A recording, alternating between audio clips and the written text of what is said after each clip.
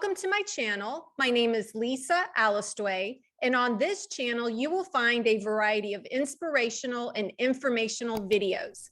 So if that sounds good to you and you haven't subscribed, please subscribe. My guest today is Ned Buskirk, who is the host of You're Going to Die, which is a creatively conscious mortality podcast that brings diverse communities together in conversation around death and dying and inspiring life by unabashedly sourcing our shared mortality. Welcome, Ned. Hi, thanks for having me. Thanks for coming on. Absolutely. Sure. So would you mind sharing just a little bit about your background? Sure. Wow. How far back do you want me to go? So I was born. Okay, great. Well, yeah, I'll keep it succinct because I imagine there's a lot of times I've had the opportunity to talk about my background. And so I don't want to do it again and have it land flat. So let's see if I can access kind of a unique version of it that I'm feeling is available today. There's a lot more to say about what I do with You're Going to Die beyond the podcast. We've been doing events since probably 2009 was the first one. And the most definitive, important fact of my life that led to that occurrence, those first events, is my mother's death in 2003. She died from cancer, having had a 13-year stretch of treatment and, remission and this, that, and the other. I was 26 when she died.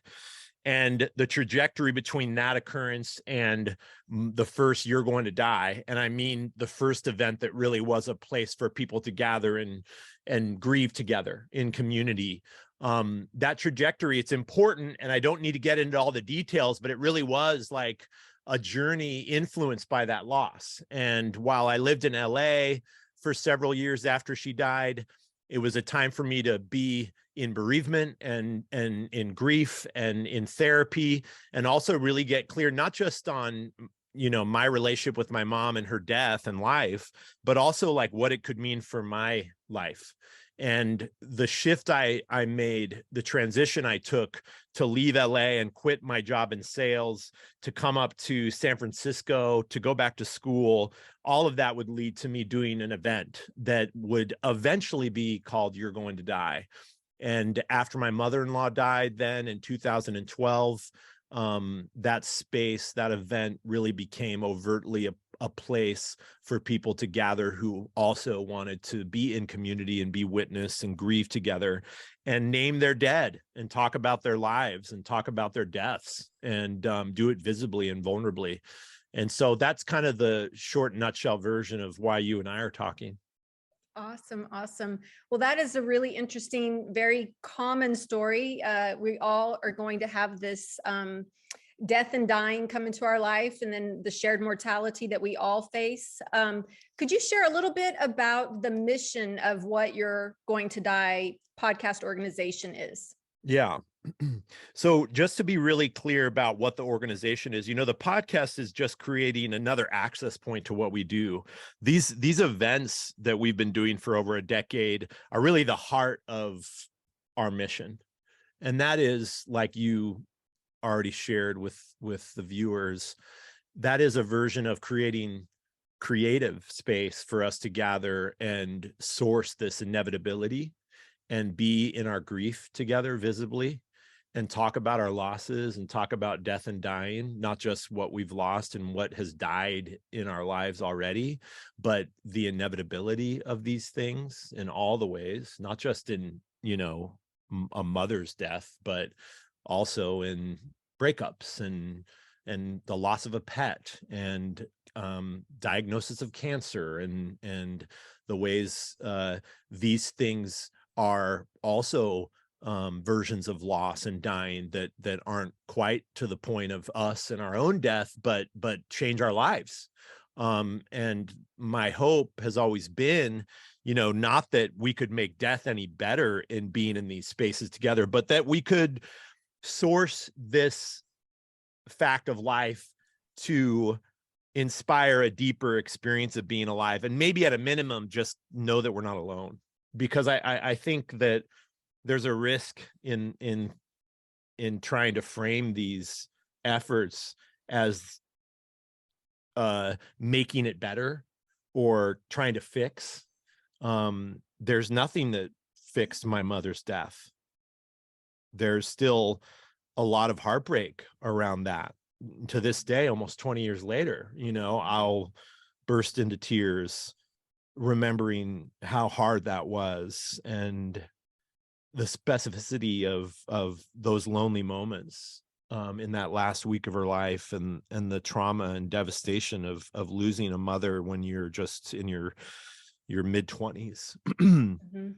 So nothing I've ever done has fixed that.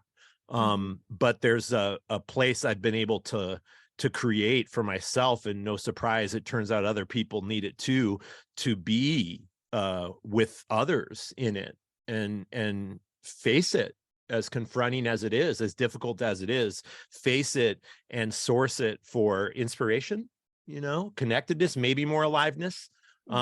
So I'll just add really quickly, these events, the first event is an open mic, and I'm doing another one tonight. We're still doing them after all these years, called You're Going to Die, Poetry, Prose, and Everything Goes. And that event really grew into concert series, a monthly open mic, events that don't just happen in the San Francisco Bay Area, but that have happened internationally across the United States and around the world. And then during the pandemic, shifting online so that our community is an international community. We're doing another online open mic next week. We do them still regularly in that way because we want to be able to connect to the people that we've met during the 3 years or so that have asked that we get online to be together. We've started doing grief workshops, writing workshops with music. I do a lot of work with cancer patients here in the San Francisco Bay Area at UCSF. Again, making room for patients to creatively engage with these hard parts of our mortality. I go into San Quentin every week, and I hold the similar space with community inside, especially supporting community in supporting each other, in supporting their community, to offer suicide prevention peer support. And so these are just a lot of other things I think are important to name for our conversation and for the people watching, so they know exactly what You're Going to Die is up to. The podcast is just like one intimate access point, like you and I get to share here, I hope, you know, like the emotionality of our listening to each other and sharing and asking questions and being vulnerable about something that I think asks us to like open and be real and raw and honest and vulnerable.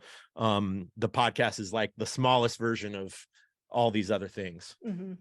Well, I really do like and respect what you're doing, especially in a world where people suppress feelings, deny feelings, are not able to be vulnerable in the workplace or in relationships, or they don't feel safe in their relationship to share that part of themselves.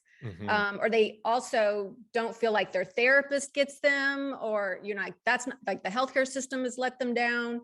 So I'm glad that you have developed a place where people can go and really process that guilt, which, you know, it's not going to look the same for everybody. Would you mind sharing, like, what are some of the examples of how people process guilt through your events? Guilt. I mean, I've got an idea of how that emotional experience lands in our spaces. Can you kind of share with me a little bit more?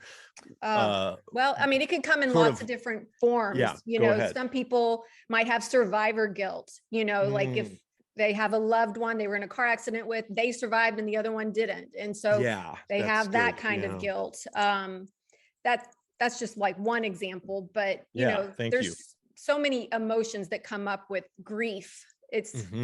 It's a hard thing to, you know, nail down to one thing. You're right. It's complicated. And, you know, and in a way I'll speak to the guilt as access also to other complicated emotions that we have when we're grieving and when we're going through loss or when we're facing our own death. I was just facilitating a cancer patient workshop this morning with about 20 women. And, you know, part of the point of that space is that we get to come in there and name our experiences. And sometimes what we're naming is the inner landscape of our experience. And so something like guilt or shame would come up in that kind of sharing, and the kind of room I think that is needed for those emotions, and maybe burdens is the right word I'm feeling now to name those things, that I can't take that away. But what can happen, like it did this morning in this cancer patient workshop, is the room for it to feel held by others and seen and acknowledged in a way, especially in a group of a bunch of people that know what it's like to have cancer, to have the understanding that occurs there. And it's immeasurable, and hard to prove. Something that I believe in deeply, which is that a lightning happens there. And if guilt is what gets brought there, that guilt gets relief because it's named out loud and people get to witness it. And I want to just add again, a version of what happens in these spaces is not a fixing, a feedback, an advice. Let me take that away, or even here, I'm going to tell you exactly what my experience is like, even though that happens sometimes. Often I really encourage people to just deeply listen to what needs to be shared and really only respond or offer advice or give feedback or get involved unless someone asks them to do that. Because I believe, in my experience, that deep listening is needed more before we get to anything like advice, feedback, or action, or involvement. And really like the kind of deep listening that would help us understand really what's needed, like really what the advice is, really what the feedback is, really what a part of our own experiences we're saying and sharing. That deep listening, more of it, not like the amount, like more and more. I just say, like, we need more deep listening. We need more places where we're getting paid attention to in a time where I just really believe aren't getting enough. And that's the salve for something like guilt and shame, and any kind of complicated emotion that comes up when we're grieving, that there's room for it to be seen and so then held. And when I think about tonight's event, I know what'll happen is that things will get shared that will carry out into the world. And when I say like it's an immeasurable occurrence, something hard to prove, it's hard to explain unless you're in it. But that what I believe happens is that we take these things that are shared with us, and now we have community of people holding it. And there is some kind of medicine in that for us. That's hard to really wrap our hearts and head around when we don't have it enough or haven't gotten it yet, because we're so used to, like you described, and these places are needed, going to therapy, like getting mental health support, reading a self-help book, like reading a book about grief, watching a show or a documentary that like meets our heartbreak. I know that those things are important in ways, but those are kind of the default examples of what I think we get and can get a lot of, and our culture sort of supports, probably because they fit really well into a culture of commodification and capitalism. To imagine that there's something else out there that could help us more, as simple as being vulnerable, saying something out loud and having someone listen to it. And by the way, also what happens there is the listener gets some healing. Even if they're not the one who's ready to say the thing out loud, what they hear meets their experience. And I say this a lot, which is, if someone lost their mother, like I have, it's not that we have a full understanding of each other and that experience. That's impossible to me. But I think our stories can meet each other's stories. And in that way, there's less aloneness. And there's like just an immediate built-in understanding, like someone gets me, and they're not taking away the uniquely precious experience that I have, right, for me, of how my mom died, the way she died, who she was in my life, how it is not having her here. Like nothing matches that. It's mine and mine alone. And acknowledging that, but having those stories meet each other in these spaces, so important. And something like guilt, I feel like its medicine can be that, I love that there's a connection that can take place, because you're not going to get that in a book. You're not going to get that in paying a therapist, because you're paying them to listen to you. You know that there's something a little, transaction about that. Yeah, it's a transaction. It's a service, right? Yeah. And so when people come and they get to see and have the honor and the privilege to hear other people's stories and how they are coping with it and what they're doing. Everybody becomes a teacher to each other in those instances. And it's amazing that it takes kind of something as profound as death in order for these human interactions to happen. But I would hope that in your organization, they can take these life lessons out into the world that aren't just in a life or death situation. Yeah. I mean, I hope that too. It's hard to know what happens when people leave these spaces, other than maybe if there's some chance to be together again, which I always say and invite, that there's a way, like you described, we're getting to connect to each other, and that it's not a service, that it's like we're now community together, and that us being community doesn't depend on you spending money, more money, while we're a nonprofit and need funding to keep doing what we do. Also, we have a lot of flexibility on the kind of room we make for people who they're limited by finances, but that's emphasized by keep coming back, like keep being here, and don't let anything stop you if you need this place to be together with others. I think the regularity, and really encouraging that, it's a long journey to keep visiting these things, these heartbreaks, not just our own, but listening to others. And I feel like at this point in my life, after over 10 years of doing it, to speak to you're like, well, I hope this is happening. I think it takes us staying together and returning again and again, to these conversations in community, and that in that way, not right away, but slowly, with deepening and time, these things begin to influence and highlight what really matters in our lives. And I feel like there's times that I'm clear it's working for me personally, and then there's other times when it's like, it's just hard, you can't take that away. It's like, why do I have to do this again? Why do I really need to go do this event tonight and return to that space, but then I do, and it's always worthwhile, and powerfully, not like matter of factly. It's like I'll leave tonight and be changed. Yeah. So let's talk about, just the concept of death. And a lot of people, struggle. They're still in shock when somebody dies. And we all know the minute we're born, we're dying. It's baked into the cake as far as our life expectancy and so forth. So when thinking about death and people just kind of forgetting that we're all going to die, and that being the main theme and message of your organization, how do you help people, like, remind them of the acceptance of it? Because that's part of the healing process. Yeah. Well, I think just having an organization, It's in your face. Yeah, right. It's like, I talk about it a lot. Here's like a little slice of part of what we do that I think answers your question. If you're the kind of person that says yes to something called you're going to die, you've already been confronted and you've already said, I'm okay. I want to get, or maybe I'm not okay, but like, I'm willing to lean in. And just again, to bring it to this example of this evening's event, this open mic tonight, you're going to die, poetry, prose, and everything goes.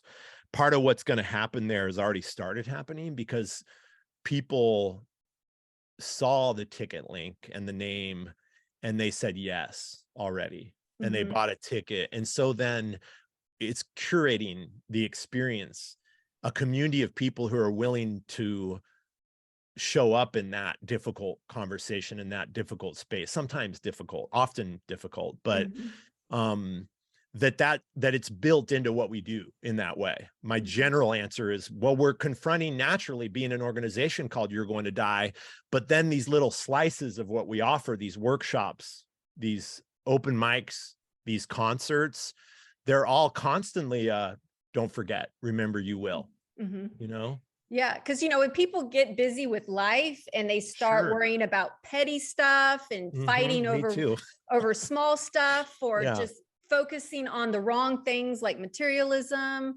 it is a good message, and I think it resonates with a lot of people. And there's some people that might need a reminder today, to really prioritize, what's important. And sometimes I think people just get into their autopilot of their life and they Yes. don't realize, hey, you're going to die. What you're focusing on right Yeah. now is not important. It doesn't matter, right? It doesn't matter. I mean, I'll say, first of all, I love that. I know we're kind of building off of what the other is saying, but to bring it back to that clarity, it's like to get a chance to remember what really matters. These spaces, I feel like, are a place for that. I also think that we can't, this book, Ernest Becker's Denial of Death, this idea of it's built into us to naturally not constantly be thinking about and facing and accepting and needing to like integrate our inevitable death. and when I do, because I would say that I am being with my death, being with our death embodied, like it's almost unavoidable. I'd say it came with my mother's death, and likely before that, certainly with her being ill, it was coming up, right? I was like, we weren't having conversations about it, but you're a little kid who sees your mom like losing her hair, who has cancer, and you're old enough to know at 13 that it's scary and life-threatening. Even if someone doesn't name it, you can feel it, so just in my life, I feel like I've sort of embodied this fact. And I think my constant thinking of it is because I'm the executive director of a nonprofit called You're Going to Die. So I probably like doubled down by having this be my work in the world. And I still need moments and stretches, and sometimes get them in a way that's not healthy often, because like you said, like we just forget what matters. So we get stressed, hung up on things that are like pointless and really we shouldn't be getting upset over. Ways we treat each other because we're tired and stressed out about money or whatever, fill in the blank. Like it's just natural to fall into those like ruts, but it's a part of life. And so then to be forgiving of ourselves, that we shouldn't constantly be checking like, well, I'm going to die, even though I think every day, sometimes it's worthwhile just remembering, like I'm going to be on my deathbed. I'm going to be dying someday. Like, how does that accent this moment? I still need to go to the bank. I still need to work the job that maybe sometimes seems pointless and meaningless. I still need to face like what's happening globally that is out of my control, that is totally confronting and scary. But like, I need to face those things as a real person living in the real world, in a world that really asks that we don't think about death a lot, that we should just like forget about it and buy the next thing to make us comfortable, watch the next show.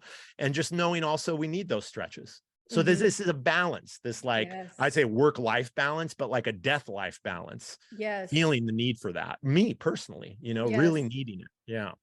I think that's really key, is the life lessons that come out of this is that you have to keep living. You can't stay stuck. And the thing with grief is everybody's path and trajectory looks different, and there shouldn't be judgment on people's grief, I don't think. And so the bottom line is thinking about, okay, how do you keep living, knowing the inevitable, and and like you said, striking that balance. Yeah. And I think it's work constantly until we die. I honestly don't think it's easy until we're dead or until we're dying. And not to say that there aren't moments when that balance feels really healthy and clear, but I guess I'd say, to bring it back to our organization and what we offer, as difficult as it is sometimes to be maybe in a space where you're sharing something that has you grief-stricken and heartbroken, or witnessing someone else that does, there is like a potent ease and a presence of being that I get with community there. And a reminder that there's nowhere else we have to be but together right now, sort of bearing these parts of who we are that we carry around in our lives, in our hearts, all day, every day, all week long, all month long, all year long. And we don't talk about enough. And knowing there's a resting place for us to go to like be together, like making and creating that, like knowing that You're Going to Die isn't the only place for it, but encouraging us to find those places where we can really like bring that thing out and have it held between human beings, between mortals, Mhm. you know, like we need, like a medicine. Yes, yes. And I like that you touched on the emotion of forgiveness and how, whether it's forgiving somebody that's already passed or forgiving yourself for not grieving sooner or getting through this grief sooner, like just being hard on yourself. I love that, forgiveness is part of the equation, and people have to practice it. It's not like a one and done. You're going to No. have to forgive all kinds of things throughout the day, weeks, Yeah. months. That's life. And it's just, Yeah. not only with other people, but with yourself, and especially around death and dying and continuing to live and not have that guilt or anything around that. Yeah, I totally agree. And I guess my best example of that, like you're describing, the time it takes and the commitment it takes, at 26 years old, still being kind of a kid, there was a lot of shame and guilt I had about how my mom died and what I could have done to Mm, help her, or what I should have done. mhm, She was a single mom, so I think there was a way that it really like landed on my shoulders. Um, Not in a way I think she meant for it to, mhm, but when she got really sick that year before she died, I'm the one that moved home and lived with her during that last stretch of her life. And so I really carried a lot of guilt, and especially guilt after she died. But I want to say that there's relief in staying in relationship to that emotional experience, and that forgiveness lies in time. mhm, And I also believe it lies in us doing what it takes to stay in conversation with our dead, especially if guilt and shame and some of these like more complicated parts of our grief they're woven into it. That what I got, the relief I got with my mother, the relationship I'm in with her now, like mhm, really in a way that I could never have imagined being possible before she died, like thinking about death as a definitive end. mhm, um and now feeling like the forgiveness you're touching on was available in me continually returning to my mom, like she's here now between you and I, you mhm, know. And so having the places and conversations that allow her in, so that I can forgive myself eventually mhm, if it's guilt that I'm still mhm, processing. And that it took years mhm, and growing up, mhm, but it especially took like making room so mm. I could have a conversation like this and even get a little more understanding about it, because you're kind of asking after that particular emotional experience when it comes to death and dying. Like even still, this relationship is unfolding with my mom, Wow. and to know, like you said, it's possible to get Mhm, these things and this healing mhm, um in the wake of such loss. mhm. Wow, that's really, really profound, because I think, when we don't want to like look at, the loss of a loved one, but we can keep them alive in conversation, in celebration and memories. Hmm. I know for some people, if the grief is still like they haven't processed a lot of the grief, they might feel difficult talking Mm. about these things, or sharing these things, or even looking at pictures, because it hurts too much to look at a picture. Yeah, yeah, I know that that's true. And I know that, you know, part of what happens too when someone sees a ticket link for a show like tonight's that says you're going to die, or is articulated in the description that it's like a grief space to be with our lost and our dead, that people aren't all ready and willing to do that, and understandably so. Mm-hmm. And knowing like, and accepting that's understandable, Mm-hmm. um that it is hard, Mm-hmm. and that we don't always want to be heartbroken, that we want to find joy and aliveness. But like a therapist would say better than I, probably some version of, because I'm no mental health professional, but I'm a human that's leaned into these things. I know that repressing these It's not good. losses, no, these, and that's where denial of death, this Ernest Becker book I referenced earlier, that kind of work and Mm-hmm. education, really, it shines a light on really the problems we have in our culture and our communities, not just in the United States, but globally. But like what happens when we don't face these facts of life?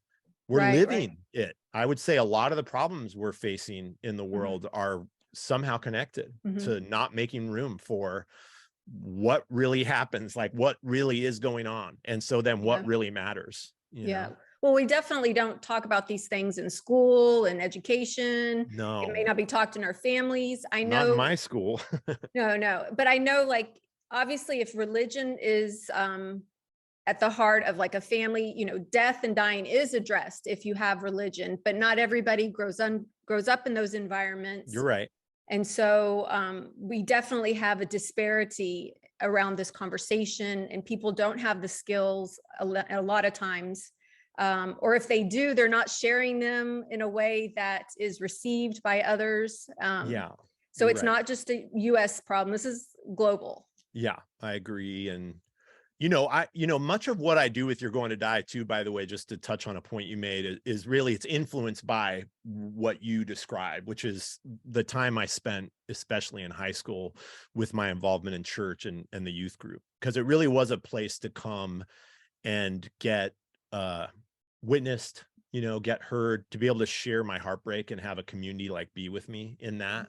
And the music element, which runs really through everything we do, by the way. Music is such an important part of what we offer. All these spaces have some element of that. Many of the people that run the organization are musicians, but that experience with religion and the church community, especially, it's informed what I create in these spaces. Like, I feel a very strong connection. And just also, you know, while it had been so helpful, there's limits even to that. You know, this idea, let's say, just for what I experienced with Christianity and heaven, the idea that we almost somehow can spiritually bypass our grief because someone tells us, well, you'll just get to be together with them in heaven. And I believe in the need for these belief systems. Like, I know we need them, and I needed them, especially in high school. And also, I think we're needing more of the kind of room here that doesn't bypass this fact of life and makes room really for our heart's experience in loss. So I just wanted to make that brief distinction. We don't have to dig any further into that, but like, the religion served a really important piece in me being in the world. And also there's limits even, I think, to some of those systems that don't make enough room for what we're talking about, you know, like our death and our grief.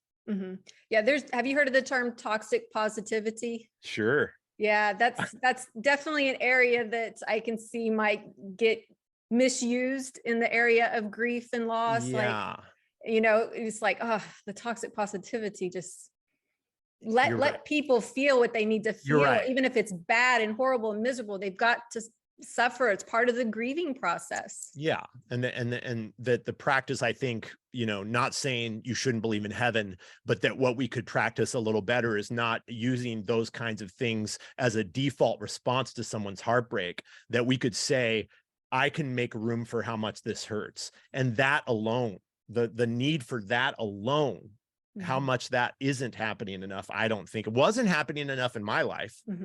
You know, it's why You're Going to Die exists, is that simple, right? I created a place that I wasn't getting, you know, but that's what's needed.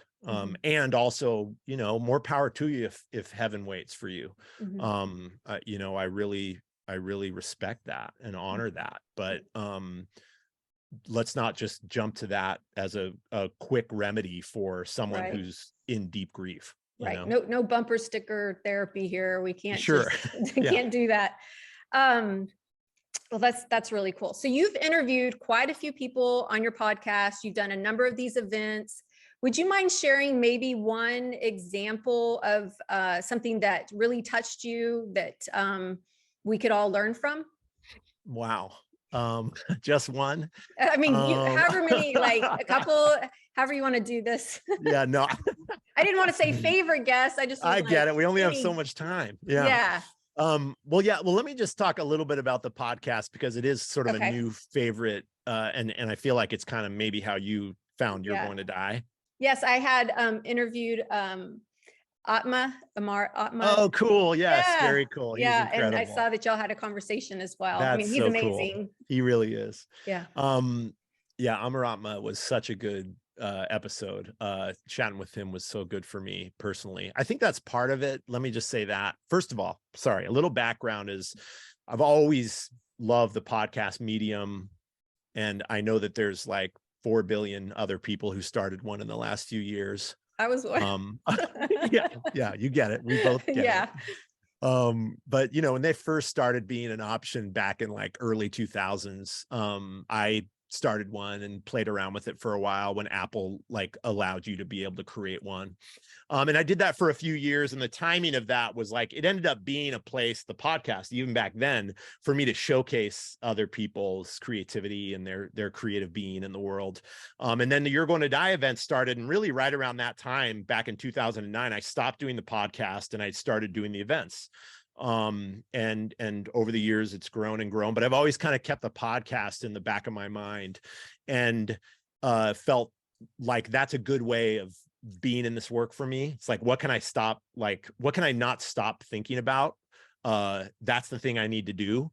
And that leads a lot of the decision making around like new events, programming, concerts, all that. But the podcast was a version of that. Right before the pandemic, I got to work with one of our organization members on the podcast. But the pandemic really, like it did for a few parts of what we do, it really created a compelling, undeniable, yes, like this is what we need to be spending our time on. The online open mics, the online grief and healing workshops, the podcast, all of that came out of the last few years. And so I just wanted to kind of give that background to the podcast. Is a pretty new iteration of what we offer.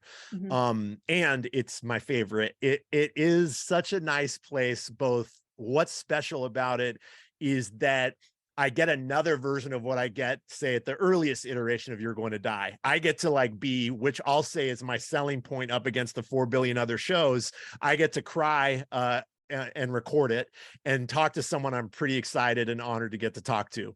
And so then getting like my own medicine and learning. I mean, just talking to the 50 or so guests we've had on the show, it's a deepening, like I'm sure you understand, of my being in the world, and certainly increased understanding of the death and dying conversation because of these human beings that are incredible artists, musicians, death and dying workers, whatever the category. And so that in itself has been really precious. But I'd say the example, you say like, what have I learned or gotten or experienced in that? I'd say, one episode with Ani DeFranco, she's a singer-songwriter, and we had a conversation where I'm getting to talk to a musician who I've loved for decades, one of my favorite musicians of all time, and to have an intimate chance to connect with someone who's been iconic for me and have their humanness show up in this space, like You're Going to Die wants to happen, that's the kind of space we want, right? And I talk about it like it wants that, because I believe that there's a way You're Going to Die is the thing that's creating the room. It's not me.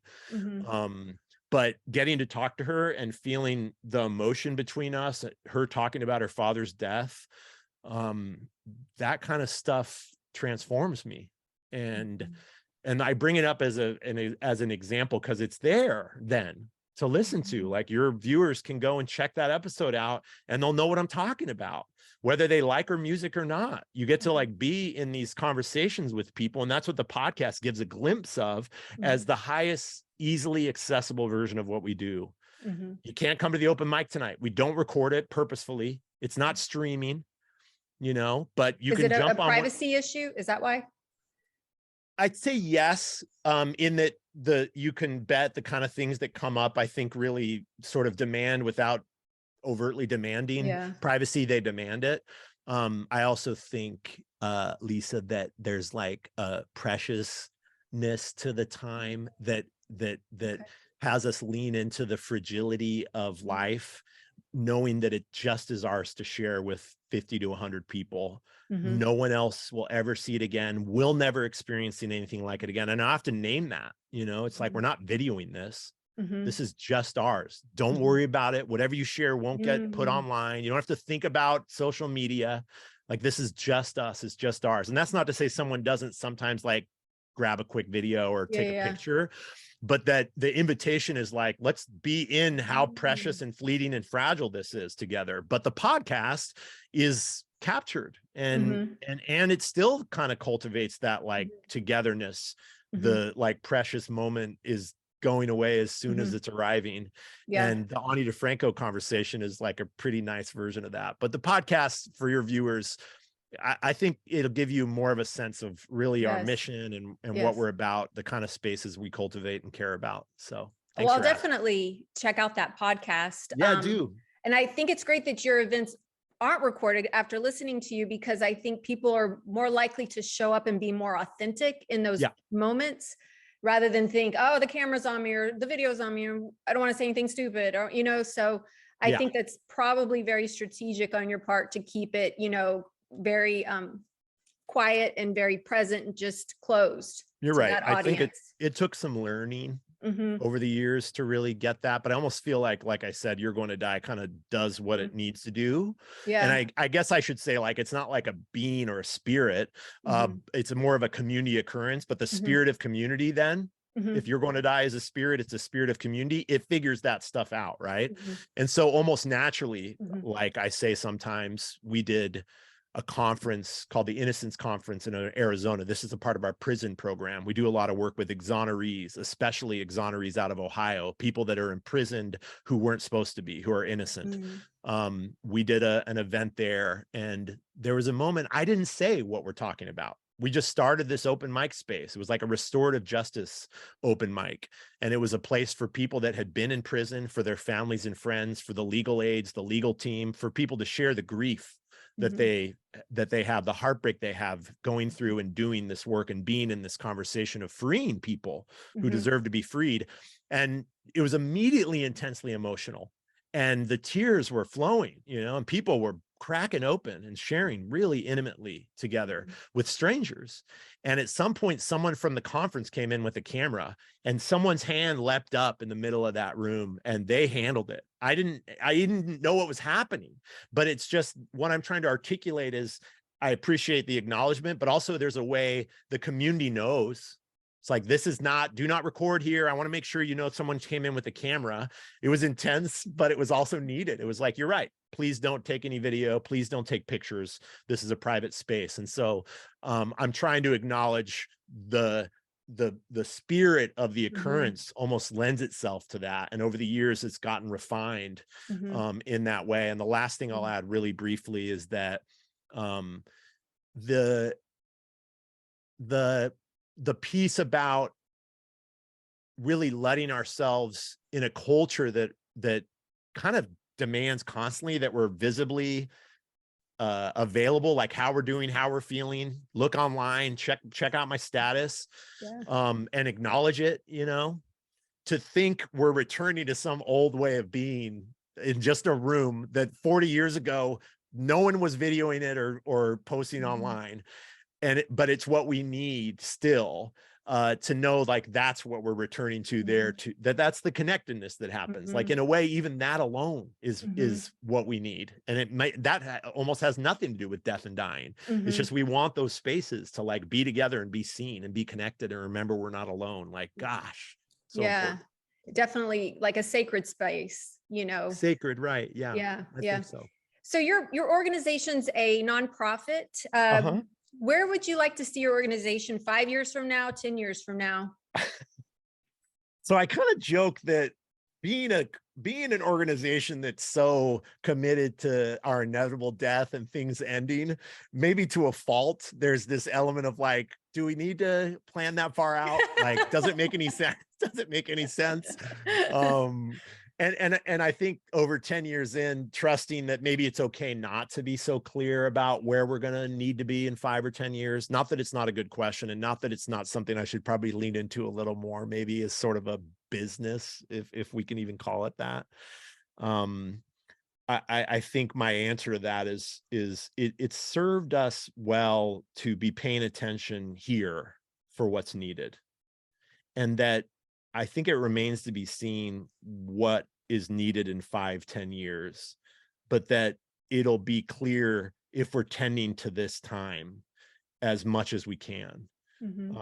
Certainly, I don't know, like even when I try to get to that, Lisa, there's stuff I've thought about that just doesn't feel worth saying out loud in response to that question. Cause I know they're there. It's available to say, well, I'd love our budget to be this level or this, that, but it's almost like beside the point.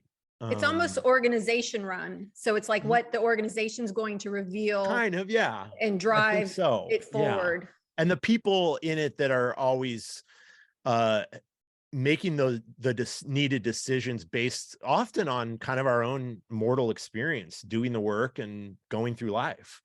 I think so much of what I do personally, say, at least in my role in the organization, the ways I show up, it's led by how I'm really doing, what I really need, and not to center myself, because that could be risky, right? But that you don't want if to I become trust, a cult leader. No, I don't at all. To be clear, you call something "you're going to die," maybe in a way it's like, okay, we're not a cult because we're being really clear about what we stand for. There's not going to be like Kool-Aid waiting around the next corner, but that the trusting in that intuition in my heart and how I'm doing as just a person in the world, it serves a greater need to pay attention in that way. But I'll also say that there is a way that our community names what's needed next. And that feels really important, right? That version of listening, to know that a lot of what we do is, so much of what we do came because someone said, like, are you doing these?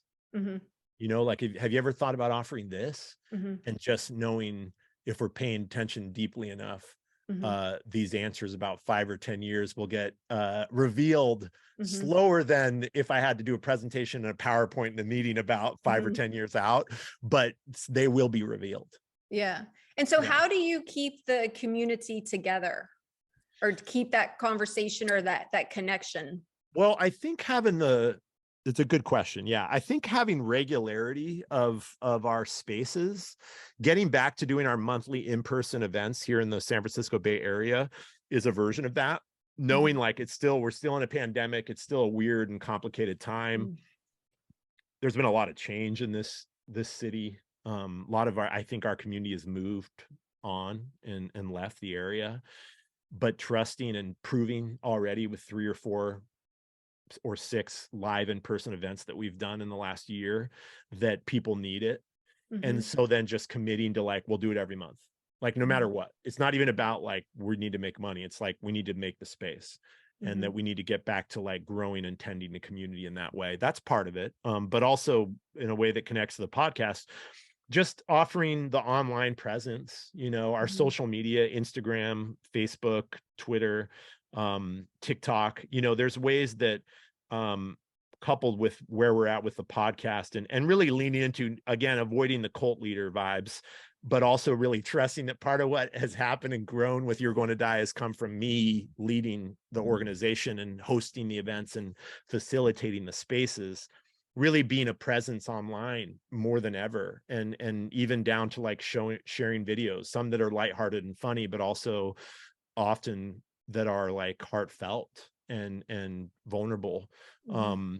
And then another version of it would be like next week we're doing an online open mic. We started these You're Going to Die presents All the Feels online open mics on Zoom during the pandemic, and knowing like the grief workshops that we do online still every now and then, there's community we connected to during the pandemic. I know I mentioned this earlier in our conversation, but we need to make space to return to those people. And it's not about like, well, we'll have 500 people there and make $5,000. No, it's like, who are the 40, 30, 20, maybe 70, maybe 100 people, but who needs it? And being the kind of nonprofit that gets the funding and support to keep doing that stuff, that's my answer to your question. Like, keep showing up, You Okay. know, it's hard. What a thing to hurt and be mortal. Mm-hmm. The inclination to retreat and hunker Mm-hmm. down and deal with stuff on Mm-hmm. our own and be in our own drama. I think Mm-hmm. it's part of the mechanism of being a human being, Mm-hmm. and to a fault. Like sometimes we need that. Sometimes I need that for myself. But I think what I've proven in doing this stuff for over 10 years is I also need to reach out and remember other people are hurting and let my pain meet other pain, and find joy even in that, and in the connectedness there, to keep making room and keep Mm-hmm. returning to each other, Mm-hmm. you know, in an age where it's so easy to get online and click through your reels and look at Instagram endlessly and watch the new Netflix show, and emphasized by a pandemic that really said, okay, you can stay home all the time, you need to. Mm-hmm. What a hard thing to turn off when it might be the safest space that we've cultivated in a world that is on fire, you know, Yeah. literally and emotionally. Anyway, Oh, that's my answer. yeah, that's so good. I think it's a much needed in today's world, like you said, just craziness of the last couple of years. And so we're kind of getting here toward the end. Do you have any like final thoughts you would like to share about You're Going to Die?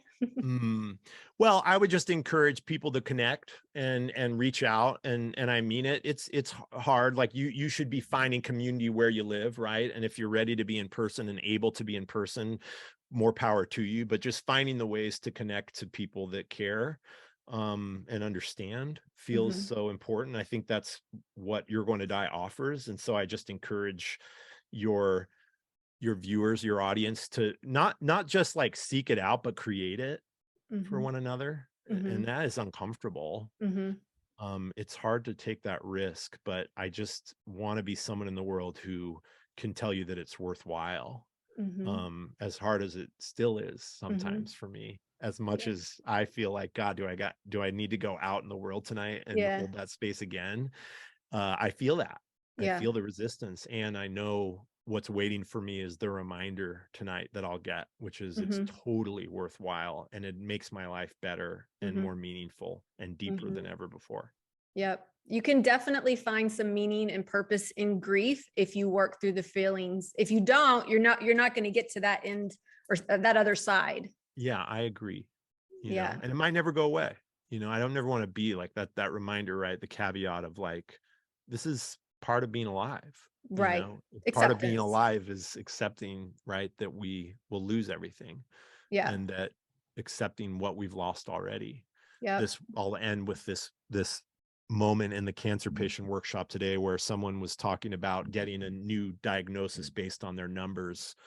And that's the thing, as a cancer patient, at least with my experience doing facilitation with that community, and my mom and my mother-in-law is dying from cancer and living with cancer all the years before that, this idea that when you get your numbers or a scan, you're waiting for the other shoe to drop.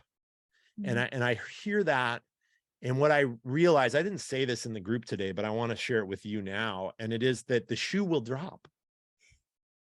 You know, like it's going to drop eventually. And so what are we doing right now to like be in relationship with that inevitability in a healthy way that like, again, helps us live Yeah. like we want to live in ways that matter, you know?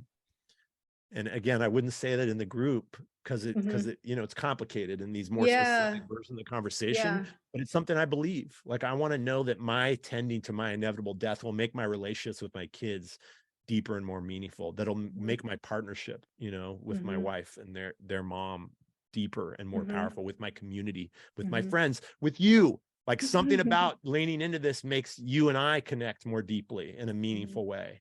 I believe in that. And I encourage people to lean in through that discomfort and know and accept, like, maybe the discomfort won't go away, but there's other things to be discovered there that are worthwhile, you know? Yeah. It kind of reminds me of a conversation I had the other day. I was joking about, like, you know, it never ends. You have to keep exercising every day or you'll get out of shape. It never ends. Or you have to pay taxes. It never ends. I feel you that. know, and then I, in a sense of humor moment, it's like, oh wait, it does Oh, it end. does end.